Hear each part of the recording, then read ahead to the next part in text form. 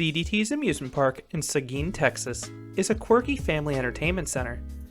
The park may just be 10 acres in size, but it dabbles in so many different areas. The park has a mix of indoor and outdoor attractions. It has a mix of traditional FEC offerings, like arcades and go-karts, but it also has a small amusement ride section and a few water rides. There really is something for everyone at ZDT's, and in this review, I will discuss why you should plan a pit stop at this place. Seguin is a small town roughly an hour east of San Antonio, but ZDT's amusement park is extremely proud of the town's history, which is directly woven into the park. The park opened in 2007 as just an indoor family entertainment center, and the owners named the park after the first initial of their 3 children, Zach, Danielle, and Tiffany. The park was built on the site of a former agricultural and grocery center. Rather than demolishing the old buildings and infrastructure, the owners found ways to incorporate those features into the park. The most notable example of this is the silo climb. A former grain silo was converted into a rock wall. And not just any rock wall.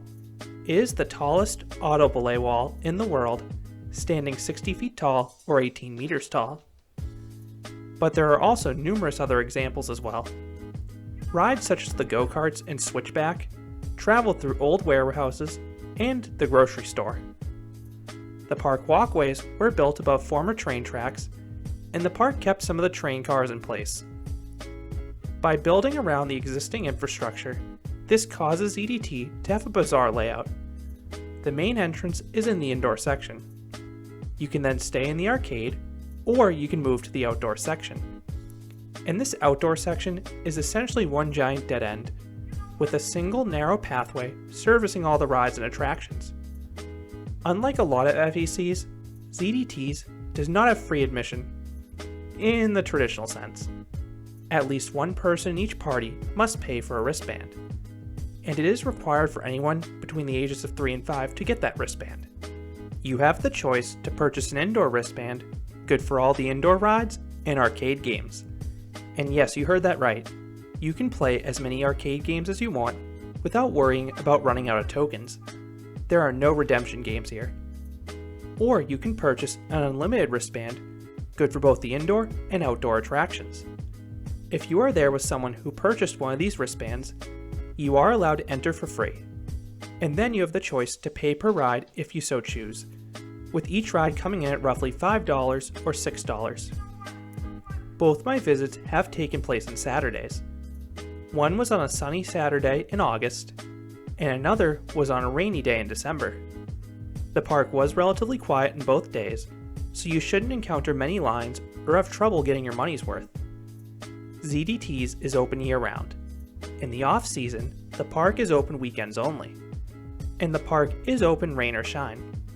Unlike most parks that often close in inclement weather, ZDT's will not close. The indoor section is one of the main reasons. But even in a heavy downpour, almost all the outdoor attractions will remain open. The silo climb is one of the biggest ones that does close. Just for reference, in my most recent visit, it took place on a day with heavy rain all day long. Six Flags Fiesta Texas closed after being open for just 2 hours, and SeaWorld San Antonio closed 4 hours early, after opening without any rides in operation. Meanwhile, ZDT's followed their normal schedule, was fully staffed, and everything outdoors ran except for that silo climb. Speaking of the staff, ZDT's has some of the friendliest staff I've encountered at any amusement park. Everyone always has a smile on their face, and the ride operators are extremely outgoing. I felt really welcome at this family park. The main reason coaster enthusiasts will visit this place is for Switchback, the one-of-a-kind Gravity Group Shuttle wooden roller coaster. This ride is an engineering marvel. The fact a wooden coaster could be shoehorned into this cramped park is a miracle in itself, and the fact it's a great ride too, with strong pacing, airtime, and sudden turns, makes it even better. I have a separate review on Switchback, but it alone is worth the trip to ZDT's. The other 2 outdoor amusement rides are the Parachute Drop Tower and the Dizzy Toucan Mini Frisbee. Both are modest in size, but the latter had far better airtime than I had anticipated. It was a really good flat ride. And then you have a hybrid indoor and outdoor attraction in the Thunderbolt Speedway go-karts. If the weather is clear, the ride will travel both indoors and outdoors. If it's rainy, like it was in my most recent visit, the course is adjusted to travel only in the indoor section. And these are no ordinary go-karts. For one, these are rare electric ones. Two, they have better speed than you'd expect, especially considering they're electric. Three, they have onboard audio, which is something I have never seen on a go-kart track before. In the very back of the park, you can find a small water park. Much to my amazement, it's home to a water coaster. But it is the smallest and least interesting water coaster I have ever seen. Compared to other Master Blaster slides, this one is really weak. The uphill and downhill sections aren't more than 5 feet in height, but it is still above average compared to most water slides, and one of those drops did give a tiny pop of airtime because of how sudden it was. And the turns in the second half, while slow, are fairly tight. You also have a tube slide and a mat slide, the latter of which builds up some really good speed and even gives some airtime if you're going fast enough. The indoor offerings aren't quite as unique, but one attraction of note is an older Max Flight simulator where you can design and ride your own roller coaster. I loved the old cyberspace mountain ride at Disney Quest, so it was neat to ride one of these again, even if the ride system is a bit antiquated.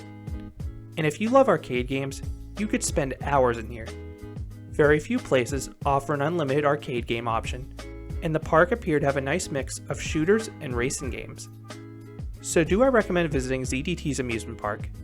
If you're a coaster enthusiast on a Texas trip, absolutely.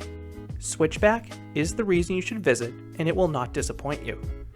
You can easily make a pit stop here, traveling between San Antonio and either Dallas or Houston. Or you can travel out here in the morning before hitting either Fiesta Texas or SeaWorld. If you only care about coasters, you could be in and out of ZDT's in less than an hour. But if you're interested in any of the other offerings, you could spend an extra hour or two here. You have a few unique things worth checking out here beyond just Switchback. If you're a local, you could easily spend a half day here, if not more. ZDT's really has a little bit of everything, and it's much more affordable than the state's other amusement parks. So those are my thoughts on ZDT's amusement park, the unique family entertainment center that offers an arcade, amusement park, and water park all in one place. Have you been there? What are your thoughts about ZDT's or Switchback? I would love to hear what you think down in the comments. If you enjoyed this review, I'd appreciate if you gave it a like, and you considered subscribing, because there'll be a lot more roller coaster and amusement park videos here at Canopy Coaster. Thanks for watching.